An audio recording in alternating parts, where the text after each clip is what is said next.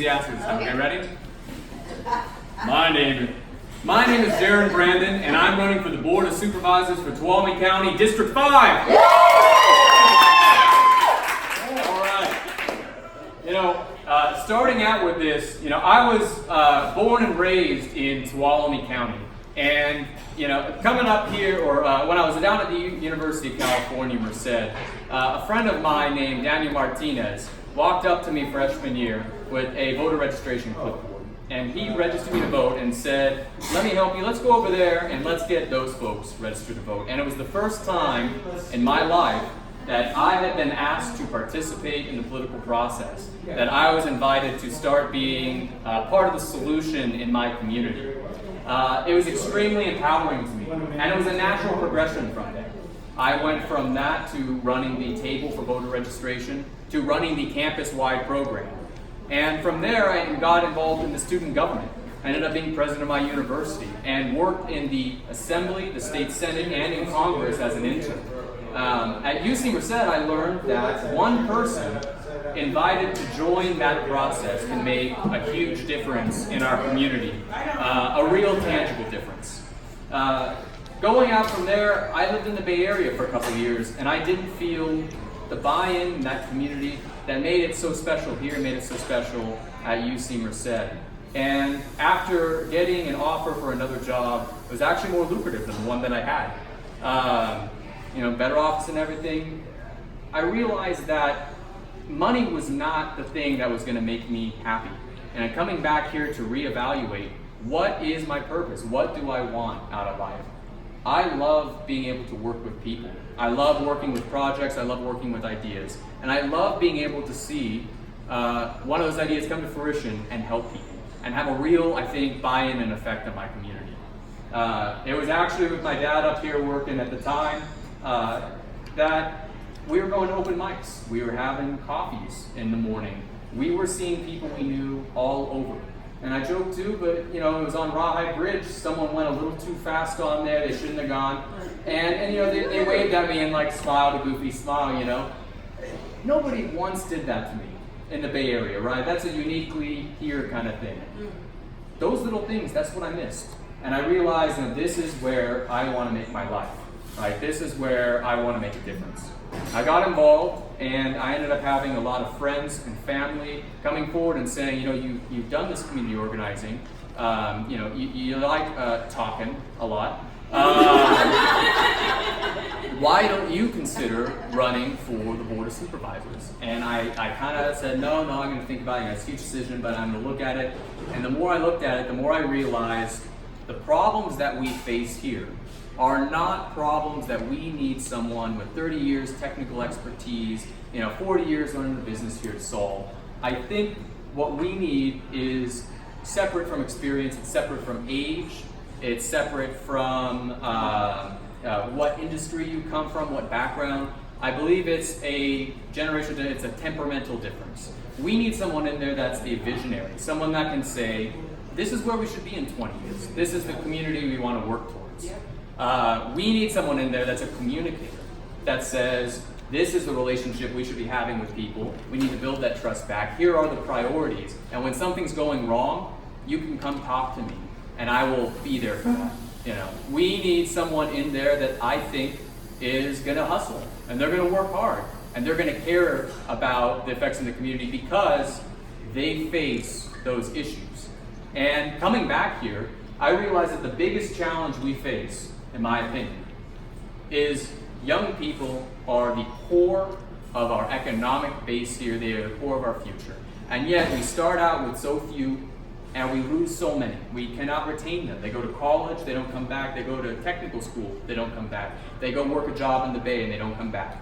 Even though I think, and I truly believe, they can make a productive, wonderful life here. We have an amazing community, right? How do we sell that back to be able to get them to come back? The first is we have to be able to provide affordable housing.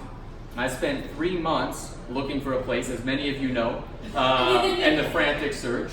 And it was difficult, This was something that I knew was an issue facing many small communities.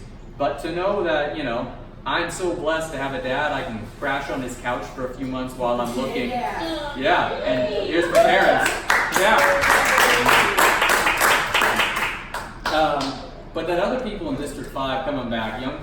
professionals, college students, young kids graduating high school, coming out of college, if they can't find anything besides dad's couch and a full, family single unit home, they're not going to choose to live here. They're going to choose to live in a place that they can find that in between step. The second thing is economic development, is economic insecurity, not knowing whether you can make a life for yourself here and be successful and be happy, make enough money to be financially independent. And that is no panacea solution. There is no silver bullet in that.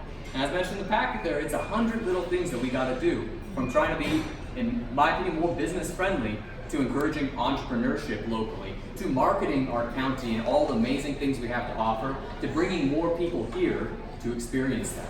That's training more nurses, bringing in more tourists, starting more small businesses, expanding more small businesses into medium businesses, and doing, I think, a full court press on any place that we can be able to develop our economy. And lastly, it's accountability and transparency in the relationship with government. The intangible belief that our representatives have our best interests at heart. And unfortunately, while I don't think they're bad people, we have, I think, a system that has been built and is used to not having strong competitive elections all the time, right? Not having a relationship with their constituents, that you see them in the grocery store and at the bank. And in a county of 10,000 people per district, you should see these people. They should be someone that we have a relationship with. And at all the meetings, when I go to, I stick out like a sore thumb. I am the only person that's young there. I'm the only person a lot of times that looks like they might have a working job. And I say, I love our retired folks. Retired people are great. But if we go to these meetings and these civic groups, and I think if you ask retired people, they will say the same, and we only see them in the leadership positions there's something wrong. We need leadership in our community that represents our community, looks like our community. Yeah. That way, nobody's feeling disillusioned, they feel represented. They know that someone there has an emotional stake. Those three things, that's what I hope to bring to Tuolumne County. I really appreciate you all coming out on a Wednesday night. I know there's the debates on for some of you, there's a bunch of stuff, so y'all are the real believers, the real supporters there, and I really appreciate it. Again, my name is Jaron Brandon. I'm running for the Board of Supervisors. Thank you. And I'd like to hand it over to my awesome campaign manager, Kara, right here, to give a little presentation. Basically just doing homework, so you like me right now. Actually, here. Anything else, copies, guys? I'll take a photo. Perfect, there you go. So it can be really easy when you look at a campaign and go, it's really exciting, I want to be a part of it. And then you come to a meeting like this, and then you go, we've only got until March. And then it can seem overwhelming of how do we do all this and how do we actually win. The good thing is there's no secret to campaigning. There truly isn't. There's been so many books written and people's talk, partisan stuff. People tell you there's a secret thing. It's not true. So the thing is, it all comes down to three things: money, message, and mobilization. We have to have all three of those in order to really get the campaign off the ground and continue. And they're all three. I always use the little triangle symbol just to show that all three have to work together. So you need money, of course. Every campaign needs money in order to get your message out and then to mobilize both volunteers and voters. So the hope is that somehow, starting tonight, that each of you can lock into one of our teams that we've got, whether it's fundraising, whether it's communications with messaging, or it's events and volunteer training to get mobilization, that we can key you into each part of that and collectively all get Jaron to a win. So with that said, there's three phases of the campaign. Most campaigns have the same phases. So we're in phase 1 right now, which is voter ID and capacity building. So voter ID, good thing is Rhoda Fur is not running again. So in my mind, the strategy shifts a little bit where I truly believe every single vote is up for grabs right now. We've seen the paper, he has his own sway of where he's trying to every vote truly is up for grabs, and it's a nonpartisan race. We know partisan things happen no matter what, but every vote, every voter in the district is truly up for grabs. But we have to ID those people and find out who needs more persuasion, who can immediately, Jaron, go up to the door and say, hey, I'm ready to go, I'm in, okay, how can I help? And the ones that just won't ever answer their door, you just have to keep leaving literature over and over until they kind of slide it back. I actually had that happen to me last year where I slid somebody under and I walked away and I had it like come back towards me. So voter ID right now sounds kind of boring, but it's honestly the most crucial, because if we don't ID people right now, then we can't figure out who do we persuade later, and then who do we turn out to actually vote for Jaron come the election in March. So a couple key things that we're going to be trying to do is obviously canvassing and phone banking, starting as early as we can, and also with the March primary, there's weather issues. So we've got, this is a whole new gig for all of us. We're all going to figure it out, both voters and volunteers at the same time, is how do we canvass in winter? How do we get out and talk to people? So the earlier we do that, the better. House parties, meet and greets, anytime that we can get Jaron there, in front of people, speaking one-on-one or in more intimate settings, is going to get people interested. And it all comes down to name recognition, right? So when you start and you're a brand new candidate, some people know you. We've got 6,200 people in the voter files that year around. The majority aren't going to know who he is. So we want to make sure that everyone knows his name. And there's strategic ways we can talk about how we do that, but definitely canvassing, phone banking, and then social media. Social media is going to be a big thing that everyone who has social media can help with. That share button is really simple. Writing your own personal reason why, once again with messaging to mobilize voters. You looking at at Jaron's messaging and saying, this piece is really important to me because of something in my own story. And pulling that out and sharing it. I know some of you have done that last year and in the past, where you find something and go, that's really effective for my community and my network, and being able to share it that way. The cool thing about campaigns is it can and it should be community led. Every single person here can be a part of this and should be. We will all get you in here, can't leave. So think about, as you kind of bring these clipboards around, if you want to do that now. And we'll just kind of look at it and see, we need fundraisers, we need events, field. So think about, what are you passionate about? What are your skills? If you feel like there's something that's out of the box, that's not typical, write that down. Write down something that you're skilled at or you're interested in, you have connection to. It's a unique campaign, and we want to make sure that we have creativity here as we move forward. And if you also feel, on the flip side, if you feel like you look at everything and go, I don't feel like I fit into any of this, write that down for us too, and we'll figure it out. Because I truly think there's a spot for everybody in the campaign. And there's a way to do that. So, I also put on here, and you guys can screenshot it, my information. Jaron's going to get to a point very quickly, very, very soon, hopefully, where he's not going to be able to be the contact for everyone. And quite honestly, he shouldn't be. So my job and others that come along here are to be the ones that, if you've got complaints, come to me. If you've got things you're really excited about, but there's things that you're hearing that you're afraid of going on, he doesn't need to know, because he's just got to be focused on his message and bringing them off in. So if we get him to focus on that, and we're doing all the back end work for him, it's going to make him more effective and our team more effective. So my email and cell phone are on there. Feel free to get a hold of me. Not that you can't talk to him, but just one more person on the team here that he's got connection to, and can help get you situated and getting the scene. Woo! Yeah. Yes. Questions? I have a statement. I'm Linda. I am Jaron's treasurer. Woo! But in addition, I'm also the person who is doing his scheduling for fundraisers.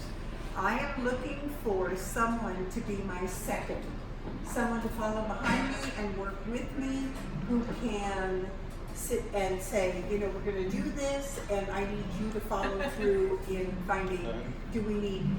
I nominate Kurt. Yes. Yeah, I nominate. Yeah! Yeah!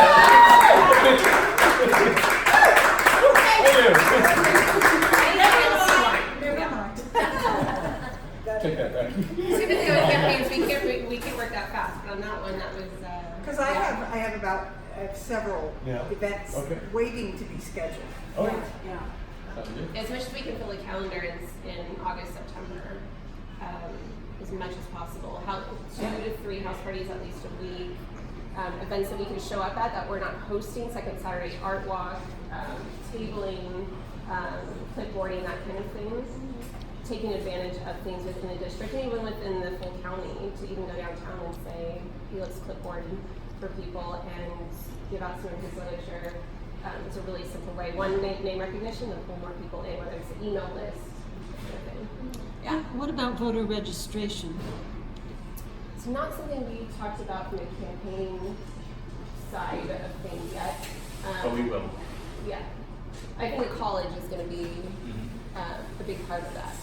So making sure that we can get to the college, get in front of where the young people, I'm not a millennial either, so I'm not sure where they all hang out, but we'll find it. The League of Women Voters is going to be going strong in the college to voter registration.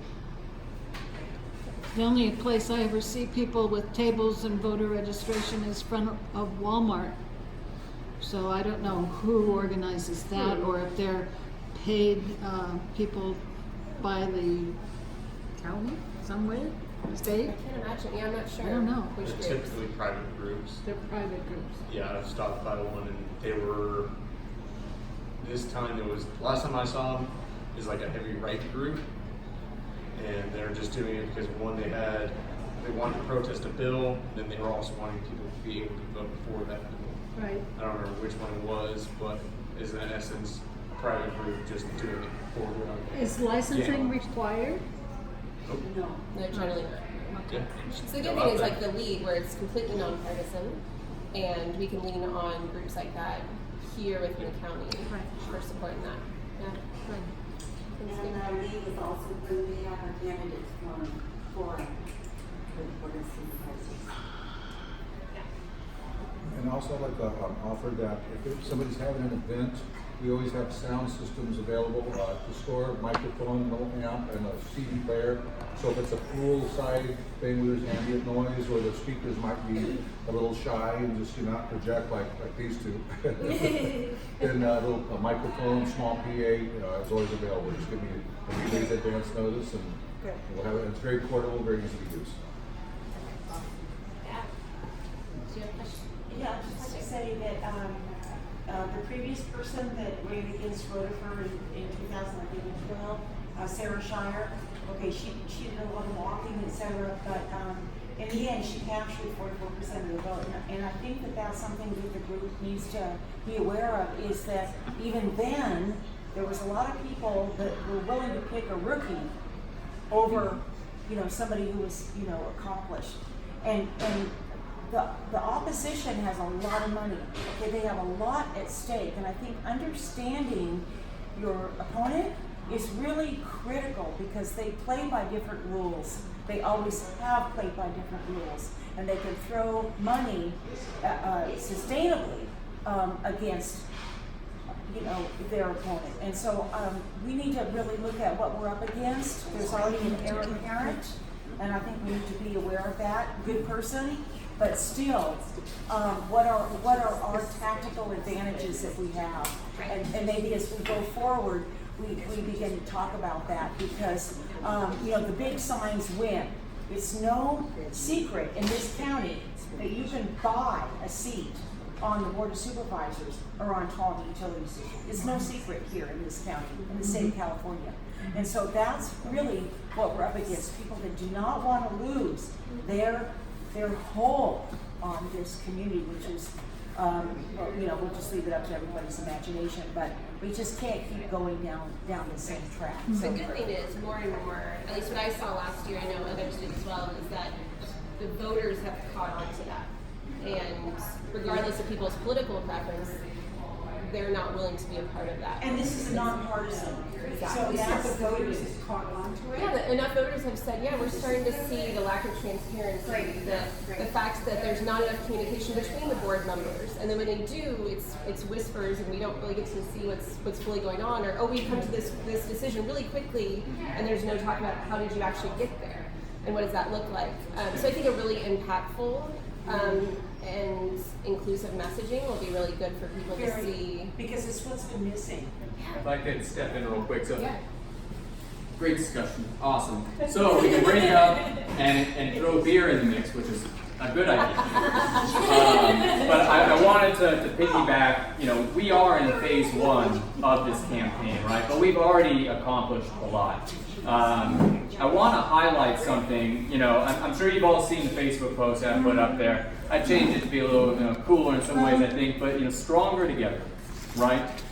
I think that people, more than anything, all people in the county, they're tired of these languishing issues that seem to never go away, right? I think they're tired of having representatives they don't feel are, again, hustling and working hard on those things.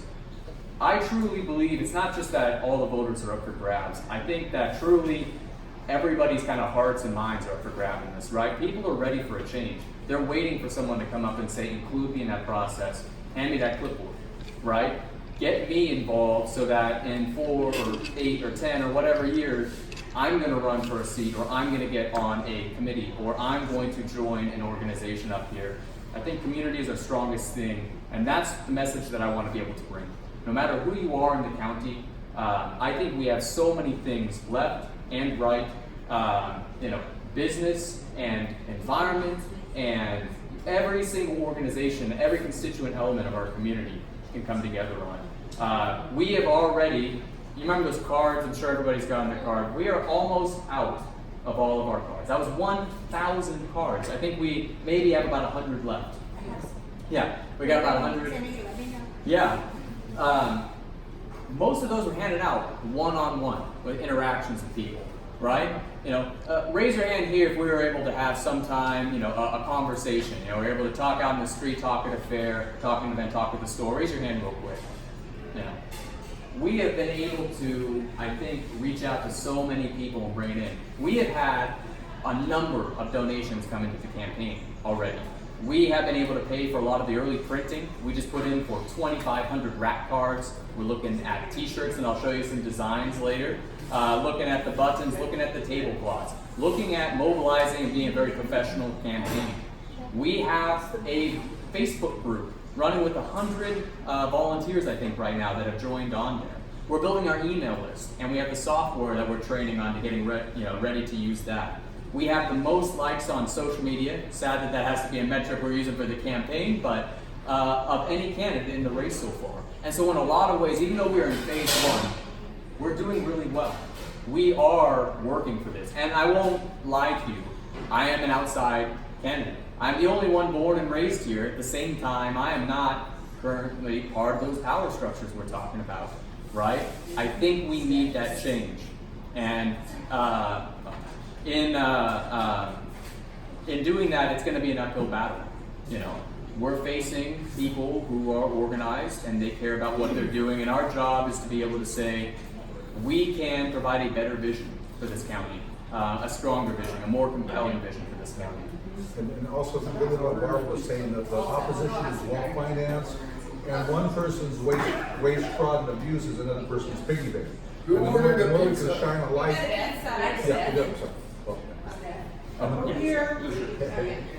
The more we can shine on why their conflict of interest is compelling them to make the bigger signs. Because I think that's a valid point to.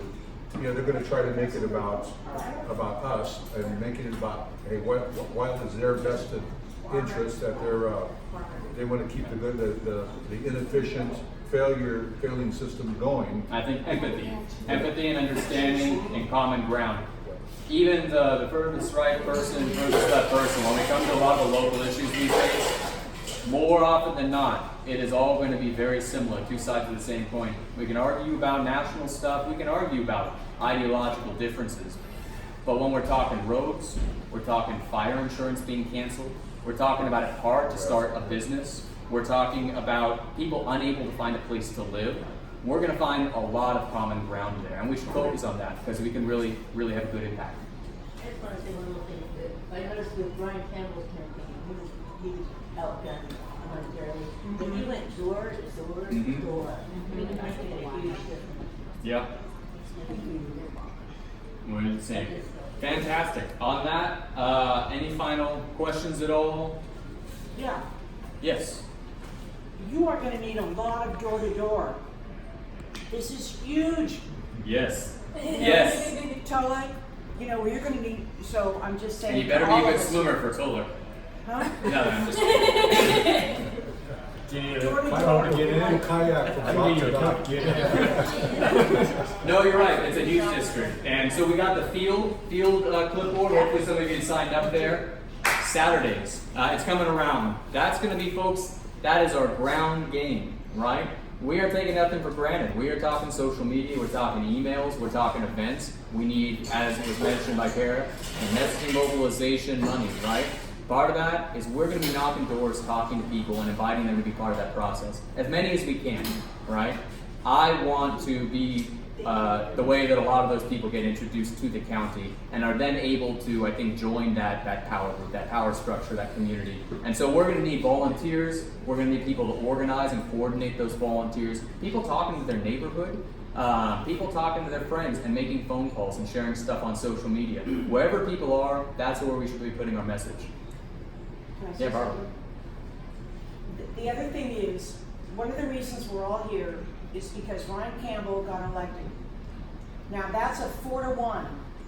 He's outgunned every board meeting. With you in there, and with hopefully District 1 and hopefully District 4, we can get a majority so we can actually get something done, rather than this just being the House and the Senate. This is really important. You're not alone.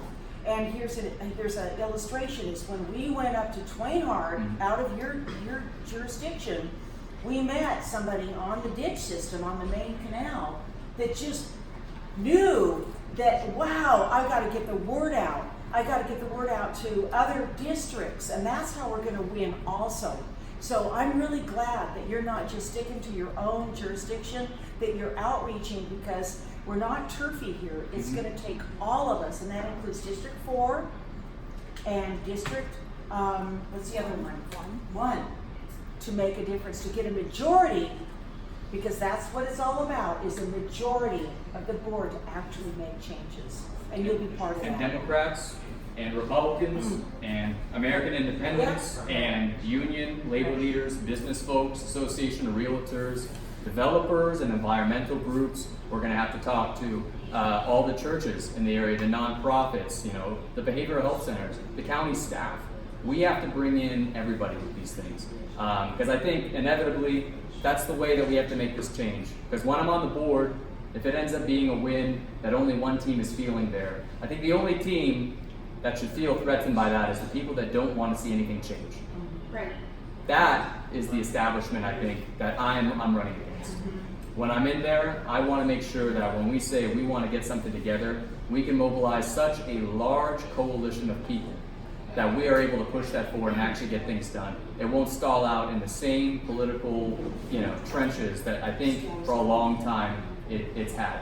I want to be able to challenge that establishment and think differently about it. Can I offer something, please? Yeah. I came here when I was 19, okay? I'm going on 69. And I think that each of us are here for a reason. And in particular, I'm here for a future for this young lady over here. But I think that the bottom line is we want vision, we want leadership, and as taxpayers and homeowners and our community, we want transparency. And we haven't had that with the supervisors that we've had. So I applaud you. Thank you very much. We can't end better than that. So, thank you, everybody. And drink up. Thanks to our hosts. I don't think they're here, but Brad and Lauren, they're letting us use our space, or their space in here, and it's really much appreciated. So, yeah, buy a beer for them. I see we got some pieces out. I really, thank you. Cool.